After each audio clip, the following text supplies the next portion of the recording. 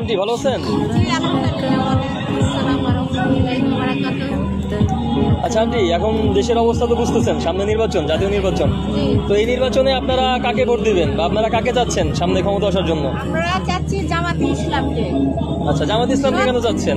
জামাত ইসলামকে চাচ্ছি যে সৎ এবং যোগ্য লোক দেখে আমরা রায় দিব।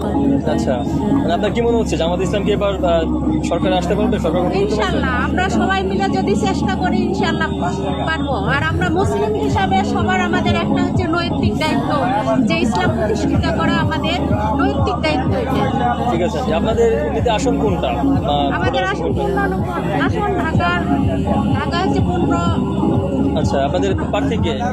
আমাদের প্রার্থী হচ্ছে ডক্টর শফিকুল ইসলাম। আচ্ছা, আমাদের আমির সাহেব। আমির সাহেব। আচ্ছা আচ্ছা, যাক আলহামদুলিল্লাহ, আমরাও আশাবাদী, দেখা যাক ইনশাআল্লাহ আপনাদের যে দল পছন্দ সেই দল যেন জিতে এবং সরকার গঠন করে। জি ইনশাআল্লাহ। ধন্যবাদ আন্টি, আসসালামু আলাইকুম।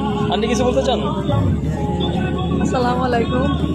আমার বড় সার্থক যে আমি বিগত 20 বছর ভোট দিতে পারি নাই, তারপরে এবার একটা ভোট দেবো, তা আবার ডক্টর শফিকুর রহমানকে এবং যোগ্য এবং নামাজি লোককে। এটাই আমার অনেক আমার ভিতরে অনেক একটা মনের মধ্যে সার্থক যে আমি ভালো ওকে ভোট দিতে পারলাম। আচ্ছা ঠিক আছে আন্টি, ধন্যবাদ, আসসালামু আলাইকুম।